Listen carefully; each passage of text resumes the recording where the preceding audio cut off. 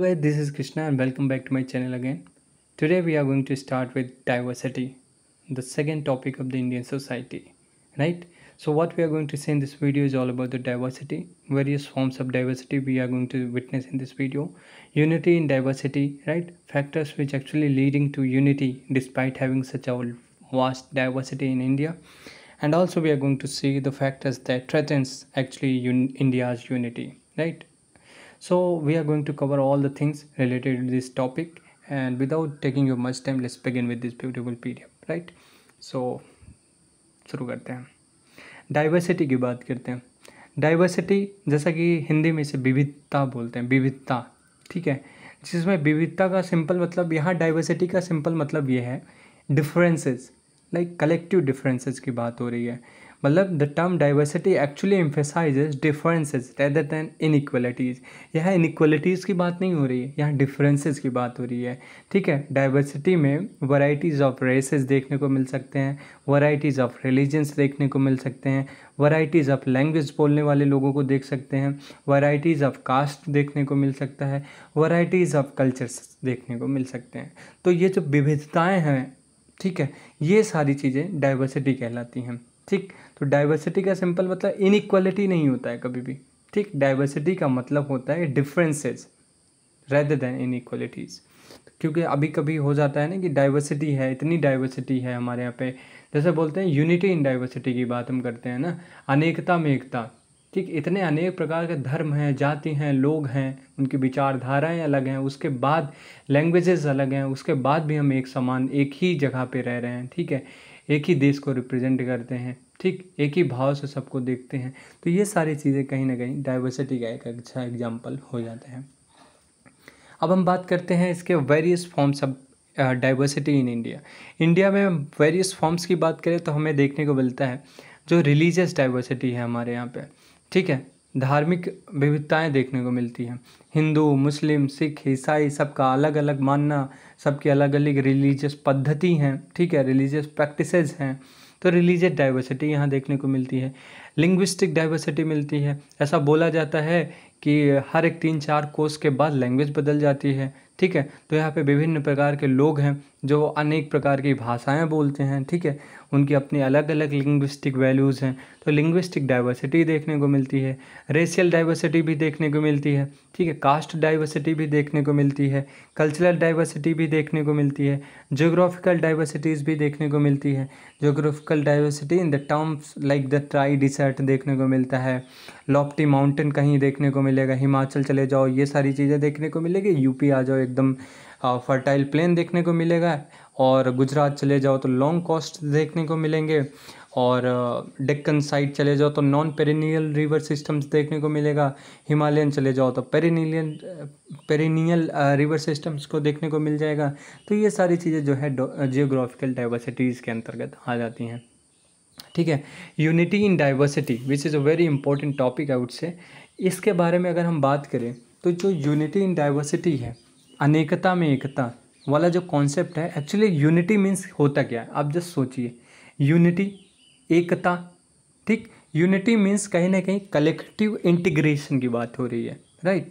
It is a social psychological conditions which actually connotes a sense of oneness, a sense of weness actually, जिसमें हम की बात होती है, भाव ऐसा हो जिसमें हम मतलब कलेक्टिवनेस की बात हो, इंडिविजुअलिज्म की बात ना हो, इंडिविजुअलिटी की बात ना हो, ठीक है। यूनिटी का मतलब ही है कि वीनेस की बात हो। It actually stands for the bonds which holds the member of a society very together, ठीक है। ये एक ऐसे बॉन्ड को दर्शाता है जो पूरे सोसाइटी को, कलेक्टिव बॉन्ड जो होता है ना, उन्हें बंधन में बांध के रखे, सबको एक में रखे, ठीक है, एकता उसी चीज़ को कहते हैं। अब यूनिटी इन डाइवर्सिटी की बात करें तो मतलब यूनिटी विदाउट यूनिफॉर्मिटी। अब आप इस बात को समझिए कि आप समझिए यूनिटी इस तरह से है कि उनमें यूनिफॉर्मिटी नहीं है। कहने का मतलब ये है कि लोग विभिन्न धर्म के हैं, अनेक धर्म के हैं, उनके धर्म अलग अलग हैं, उनकी विचारधाराएं अलग अलग हैं, उनकी प्रैक्टिसेस अलग अलग हैं, उनकी लैंग्वेज अलग अलग है, उसके बाद भी सब यूनाइट है, ठीक। तो ये unity without uniformity is actually unity in diversity, right. या इसे आप बोल सकते हो कि डाइवर्सिटी विदाउट फ्रेगमेंटेशन। तो कहीं ना कहीं ये यूनिटी इन डाइवर्सिटी की डिफिनेशन हो जाती है, बहुत इंपॉर्टेंट है एक्चुअली। और इसके बारे में हम देखें आगे, तो factors which actually leading to unity despite having such a diversity in India. जैसा कि हम देखते हैं कि भारत में अनेक प्रकार की विविधताएं होने के बावजूद भी वो ऐसे कौन से फैक्टर्स हैं जो एक्चुअली हमारी यूनिटी को प्रमोट कर रहे हैं, तो हम उसके बारे में देख लेते हैं। तो जो यूनिटी को प्रमोट करते हैं, जैसा कि कॉन्स्टिट्यूशनल आइडेंटिटी है, हमारा जो संविधान है, भारत का केवल एक संविधान है। तो भारत के अंतर्गत, भारत के अंदर जितने भी लोग रह रहे हों, जितने भी समूह रह रहे हों, जितनी जातियां हैं, जितने धर्म के लोग हैं, जितने लैंग्वेज बोलने वाले लोग हैं, राइट, जितने रेशियल डाइवर्सिटी को शो करने में, जितने कास्ट के लोग हैं, जो जितने कल्चरल डिफरेंट कल्चरल डाइवर्सिटी के लोग हैं, सबके लिए संविधान का एक ही संविधान है, कहने का मतलब ये है।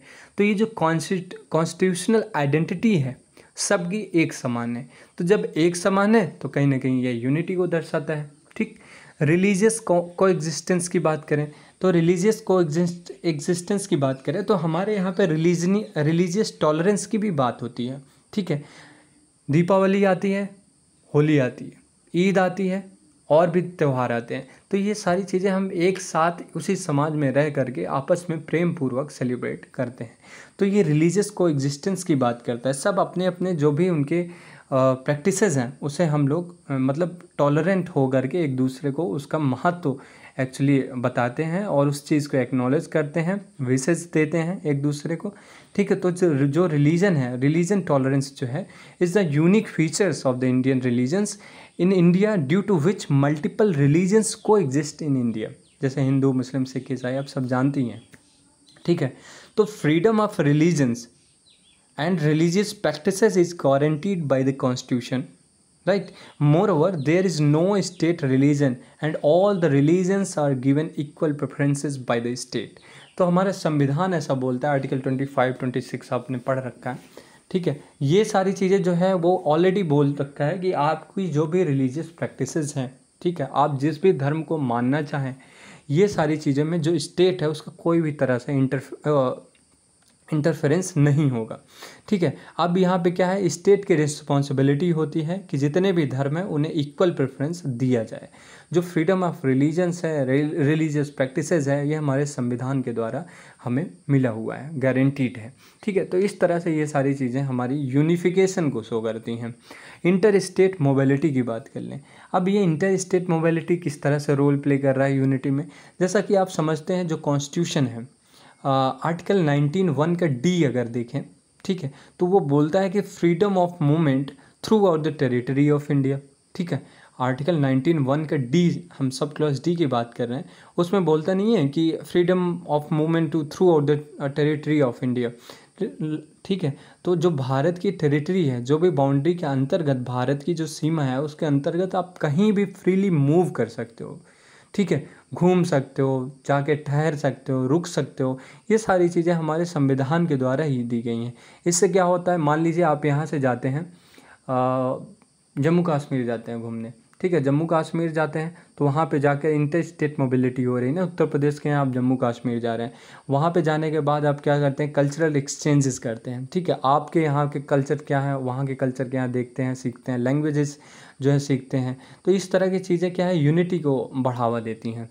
अदर फैक्टर्स की बात करें, जैसे कि यूसीसी की बात हो रही है अभी करेंटली, तो इसलिए मैंने ये मेंशन कर दिया। यूनिफॉर्म सिविल कोड्स की बात होती है, यूनिफॉर्म पैटर्न ऑफ लॉ की बात होती है, हमारी पेनल कोड जो है आईपीसी की बात करते हैं, तो वो सबके लिए समान ही है। ठीक है, कोई चोरी कर रहा है, वो हिंदू हो, मुस्लिम हो, सिख हो, ईसाई हो, जो भी कानून में प्रावधान है, प्रोविजंस है उसके लिए कि इसके लिए इतनी सज़ा है, इसके लिए इतना फ़ाइन है, ठीक, तो वो सारी चीज़ें सबके लिए समान है। तो कहीं ना कहीं ये भी यूनिटी को शो कर रहा है कि सबके लिए एक समान है भाई। ठीक है, तो इस तरह की जो चीज़ें हैं वो दिखाती हैं। और हमारा जो जस्टिस सिस्टम है वो भी सबके लिए समान है, पुलिस का जो रूल इम्प्लीमेंटेशन है वो भी सबके लिए समान है, एटलीस्ट पेपर पे तो है ही है। ठीक है, और इकोनॉमिक इंटीग्रेशन की बात कर लें, इकोनॉमिक इंटीग्रेशन आर्टिकल 301 कौन ही बोल सकता है। इसमें ये क्या बोलता है कि freedom of trade, commerce and intercourse between with in the territory of India under article 301 it is mentioned. ठीक है, तो कॉन्स्टिट्यूशन जो है हमारा इंडिया का वो सिक्योर करता है एक्चुअली कि जो फ्रीडम ऑफ ट्रेड है, कॉमर्स एंड ये सारी चीज़ें जो है इंडियन सिटीजन्स जितने भी हैं उनके लिए ये सारी चीज़ों की जो है फ्रीडम मिली हुई है, ठीक है। तो इस तरह से जो है इकोनॉमिक इंटीग्रेशन, ऐसा नहीं है कि मतलब कोई हिंदू है तो केवल हिंदू ही व्यापार कर सकता है, ठीक है, कोई मुस्लिम है तो मुस्लिम ही कर सकता है। यहाँ पे जितने भी लोग हैं वो अपने व्यापार को बढ़ावा दे सकते हैं, अपने व्यापार, उनका जो भी ट्रेड कॉमर्स है, उन सारी चीज़ों को through out the territory of India कहीं भी ले जा करके अपने व्यापार को स्थापित कर सकते हैं। तो ये सबके लिए है, किसी एक के लिए नहीं है। इस तरह से यहाँ पे भी यूनिटी शो करती है। पिलिग्रिमेज प्लेसेस देखने को मिलते हैं, सबका अलग अलग प्लेस होता है, लेकिन पिलिग्रिमेज प्लेस यूनिटी को किस तरह से दर्शाता है, एक एग्जाम्पल हम देख लेते हैं। जैसा कि हम बात करें इंडिया में, तो रिलीजन और स्पिरिचुअलिटी उसका एक अलग ही मतलब एक अलग ही सिग्निफिकेंस है हमारे भारत में, ठीक है। जैसा कि बद्रीनाथ से लेकर के केदारनाथ, रामेश्वरम से लेकर के जगन्नाथपुरी तक, मतलब ईस्ट वेस्ट साउथ नॉर्थ सारा ले लो। तो अगर हम देखें तो ये जो यहाँ पे रिलीजियस प्रैक्टिसेस हैं, ये जो हमारे रिवर्स हैं, होली रिवर्स हैं, ठीक है, जैसे संगम है, प्रयागराज है, हरिद्वार है, ठीक है, हरि की पौड़ी की बात करते हैं, ठीक है, और इस तरह की जितनी भी सारी चीज़ें हैं यहाँ पे लोग इकट्ठा होते हैं, ठीक, इकट्ठा होते हैं, अपने रिलीजियस जो भी प्रैक्टिसेस होते हैं उन्हें फॉलो करते हैं, ठीक है, दर्शन करने जाते हैं, यात्रीगढ़ पहुंचते हैं। तो इस तरह से क्या है, किसी एक अब ये एक चीज़ बताइए, हरिद्वार है, क्या वहाँ पे मुस्लिम नहीं जा सकते हैं? ऐसा तो है नहीं। तो इस तरह की सारी चीज़ें जो है वो सबको एकता ही तो दिखा रही है ना, मतलब हमारी जो यूनिटी है उस चीज़ को ही शो कर रहा है। तो यहाँ पे ये सारी चीज़ें इस प्रैक्टिसेस को इसके अंतर्गत हम देख सकते हैं कि यहाँ पे ये सारी चीज़ें हैं।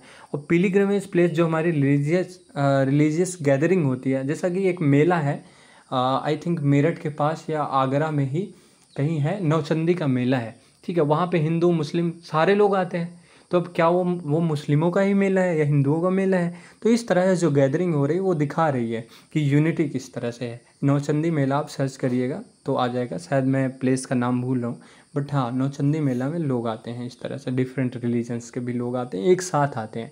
तो ये कहीं ना कहीं यूनिटी को शो कर रहा है। फेयर्स एंड फेस्टिवल्स की बात करते हैं, जो मेला होते हैं, त्यौहार होते हैं। अब मान लीजिए दशहरा है, हमारे यहाँ दशहरा होता है तो हर एक लोग आते हैं, मतलब सभी धर्म के लोग आते हैं उस मेले में। तो इस तरह से यूनिफिकेशन शो करता है। स्पोर्ट्स एंड सिनेमा की बात करें, इससे बेस्ट एग्जांपल मुझे नहीं लगता है कुछ हो सकता है। क्रिकेट होता है हमारे यहाँ पे, क्रिकेट, जब क्रिकेट मैच होता है, वर्ल्ड कप हो या नॉर्मल मैच हो, आईपीएल का मैच होता है, पूरा स्टेडियम खचाखच भरा होता है। उसमें कौन हिंदू है, कौन मुस्लिम है, कौन सिख है, कौन ईसाई है, कौन किस जाति का है, कौन किसका क्या सरनेम है, कुछ भी मैटर नहीं करता। Everybody, every single body is actually representing the whole nation, that is India, ठीक। तो इस तरह से यूनिटी को यहाँ पे हम बात कर सकते हैं कि इस तरह की डाइवर्सिटी है, उसके बाद भी हम यूनिटी को कैसे शो करते हैं। अब हम देख लेते हैं कि वो एक्चुअली कौन से फैक्टर्स हैं जो हमारे इंडिया के यूनिटी को थ्रेटन कर रहे हैं, ठीक है। ऐसे कौन से फैक्टर हैं जिनकी वजह से इंडिया की यूनिटी जो है खतरे में है, वो वाली बात कर लेते हैं। जैसा कि रीजनलिज्म की बात करें, रीजनलिज्म हम समझ सकते हैं कि जो हमारा एक रीजन होता है, रीजन के अंतर्गत ही हम चाहते हैं सारा डेवलपमेंट हो, रीजन में रहने वाले लोग ही आगे बढ़ें, रीजन में रहने वाले लोग ही आगे चल कर के देश में अपना मतलब वही हायर पोजीशन पे हों, हमारे जाति धर्म के लोग जो हैं वही टॉप पॉलिटिक्स में हों, हमारे जाति धर्म के लोग हैं वही एडमिनिस्ट्रेटिव टॉप पोस्ट पे हों, ऐसा ही हम सोचते हैं। तो रीजनलिज्म जो कहीं ना कहीं एक अच्छा कॉन्सेप्ट है एक रीजन को एक्चुअली अच्छा बनाने के लिए, लेकिन ओवरऑल ग्रोथ में यह हैम्पर करेगा, यूनिटी को ये एक्चुअली थ्रेटन करेगा। मान लीजिए रीजनलिज्म की बात करें तो यूपी, अभी हम देखने को मिलता है, कहते नहीं है कि हम यूपी वाले हैं, लोग बोलते हैं हम हरियाणा वाले हैं, हम दिल्ली वाले हैं। तो इस तरह से हम ये वाले तो हैं लेकिन हम भूल जाते हैं कि हम इंडिया वाले हैं, ठीक है। तो यहाँ पे ये जिस तरह का मतभेद पैदा हो रहा है ये हमारी यूनिटी को एक्चुअली थ्रेटन्स पहुँचाता है, थ्रेट करता है, ठीक है। तो इस तरह की भावनाएं, ठीक है, दिल्ली की बात हो रही है तो दिल्ली के खास जो विशेष लोग होंगे वो चाहेंगे कि दिल्ली के लोग आगे बढ़ें, यूपी के लोग जो होंगे वो चाहेंगे यूपी के लोग आगे बढ़ें, ठीक है। लेकिन जब हम बात यूनिटी की कर रहे हैं इंडिया की, तो वहाँ पे हम किसी रीजनलिज्म की बात नहीं कर सकते हैं। आ रही बात समझ में? तो regionalism can be a factor. और डिविजिव पॉलिटिक्स की बात करें, डिविजिव पॉलिटिक्स हम देखने को मिलता है कि आजकल यहाँ पे जातिवाद वाली जो पॉलिटिक्स चल रही है हमारे यहाँ पे, वो भी कहीं ना कहीं इंडिया की यूनिटी को थ्रेटन कर रही है, देखने को मिल रहा है। चाहे अब इंडिया के पॉलिटिक्स में बीजेपी हो, कांग्रेस हो, या फिर मतलब मैं पार्टी भूल रहा हूँ, AMIM की लीडर हैं आई थिंक, अवैसी जी हैं। तो ये जो है कम्युनल पॉलिटिक्स ये सब खेल रहे हैं, मैं उनको ही नहीं कह रहा हूँ, ये सब कहीं ना कहीं खेल रहे हैं। कोई हिंदू वोट को हायर कर रहा है, कोई ये कर रहा है, कोई वो कर रहा है। तो ये कहीं ना कहीं जो डिविजिव पॉलिटिक्स है हमारे देश में, वो कहीं ना कहीं हमारे इंडिया की यूनिटी को कहीं ना कहीं खतरे में डाल रहा है। ठीक है, तो इस तरह के पॉलिटिक्स हो रहे हैं। कोई हिंदू को बढ़ावा दे रहा है, कोई बोल रहा है कि हिंदू हमारे वोट बैंक हैं, कोई बोल रहा है मुस्लिम हमारे हैं। हिंदू मुस्लिम में एक्चुअली ऐसी राइवलरी क्रिएट हो रही है, डिस्प्यूट्स होते रहते हैं। तो इस तरह के जो लोग समझदार नहीं हैं, पढ़े लिखे नहीं हैं, उन लोगों का ब्रेन वॉश कर दिया जाता है कि आपके जो लीडर हैं वही सबसे टॉप मोस्ट हैं, वही आपके लिए उद्धार कर सकते हैं। तो इस तरह से मतभेद पैदा होने के बाद लोगों में आशंकाएं व्यक्त हो जाती हैं, और फिर जो आपस में लोग रह रहे हैं हारमोनी से, उसमें जो है डिसहारमोनी देखने को मिलती है। ठीक है, डेवलपमेंटल इम्बैलेंस की बात करें तो अब ये भी देखने को मिलता है, क्योंकि हम देखते हैं जो सोशियो इकोनॉमिक डेवलपमेंट है वो अनइवन पैटर्न में देखने को मिलता है। ठीक है, कुछ ऐसे आदिवासी इलाके हैं जहाँ पे आज भी डेवलपमेंटल प्रोसेस चल ही नहीं रहा है। ठीक है, कुछ ऐसे इलाके हैं जहाँ पे विधायक जी का मान लीजिए इलाका है, तो वो इलाका वहाँ पे ही केवल अच्छा खासा बना हुआ है, और उनके जितने भी मतलब कंस्टिट्यूएंसीज़ में आती होंगी, जो भी एरिया जो भी आता होगा रीजन, वो अभी भी बहुत अच्छे से नहीं बना हुआ है। उनका डेवलपमेंट, इंफ्रास्ट्रक्चर डेवलपमेंट, ये सारी चीज़ें कुछ नहीं हुई हैं। इनएडिक्वेट इकोनॉमिक पॉलिसीज़ देखने को मिलती हैं। तो ये सारी चीज़ें क्या है, एक्चुअली ये बैकवर्डनेस की तरफ लीड करेंगी आपको। ठीक है, डेवलपमेंट इम्बैलेंसेस जब होंगे तो, और इससे यूनिटी नहीं बनेगी लोगों में। देखेंगे कि उनके यहाँ पे जो विधायक जी का गांव है वो इतना सुंदर है, हमारे यहाँ पे कुछ है ही नहीं है। तो इस तरह की चीज़ें जो देखने को मिलेगी, तो वो इंडिया की यूनिटी को ख़तरे में डालेगी।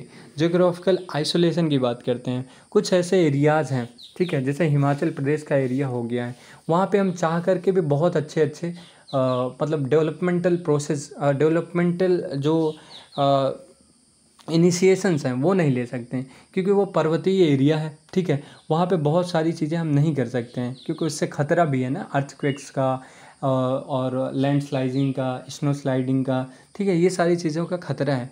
लेकिन इस तरह जियोग्राफिकल आइसोलेशन में भी कुछ चीज़ें चली जाती हैं।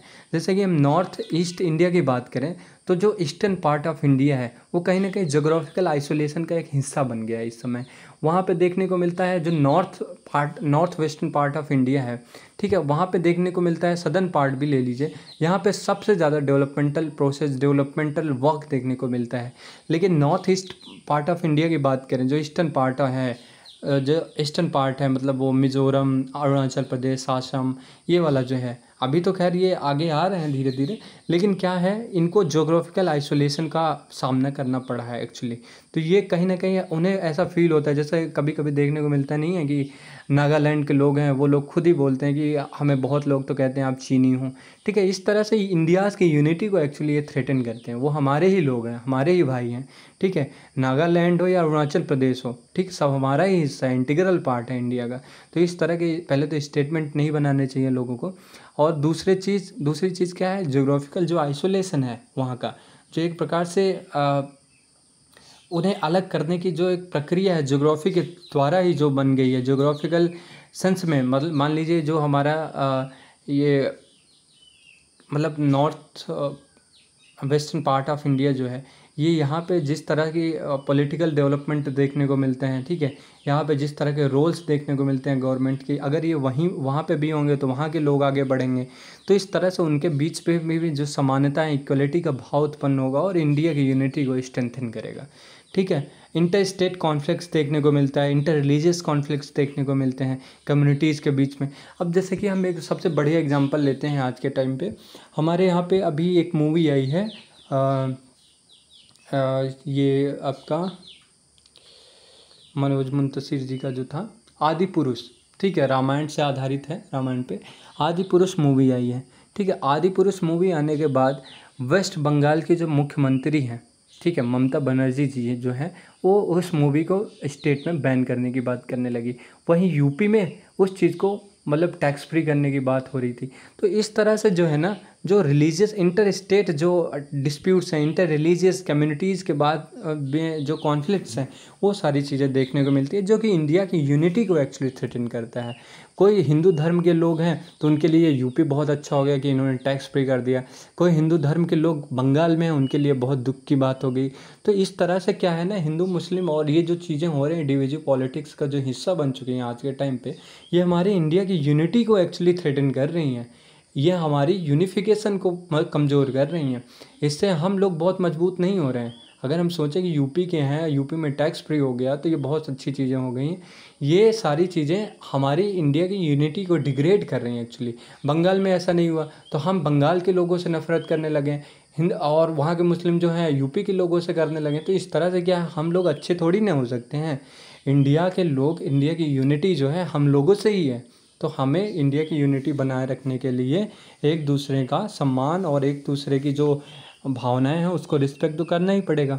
तो इस तरह की जो है inter state conflicts, inter state religious communities के बीच में जो कॉन्फ्लिक्ट्स है वो भी देखने को मिलता है, जो इंडिया की यूनिटी को थ्रेटन करता है। ठीक है, इन्फ्लुएंस देखने का मिलता है एक्सटर्नल फैक्टर्स का, जैसे कि हमें देखते हैं कि फॉरेन फंडिंग हो रही है। और हम ये भी देखने को हमें आजकल मिल ही रहा है न्यूज़ में कि मतलब आपका जो कास्ट है मतलब चेंज हो किया जा रहा है। ठीक है, और पाकिस्तान द्वारा जो जो कुछ भी जितना जम्मू कश्मीर में वो सारी चीज़ें उनका रोल प्ले किया जाता है। ठीक है, वो सारी चीज़ें वो भी देखते हैं कि इंडिया की यूनिटी के लिए वो एक प्रकार से ख़तरा है। ठीक है, तो ये सारी चीज़ें हमने यहाँ पे देख लिया। ये पूरा का पूरा टॉपिक जो डाइवर्सिटी है वो हमने यहाँ डिस्कस कर लिया और आशा करते हैं कि आपको पसंद आएगा।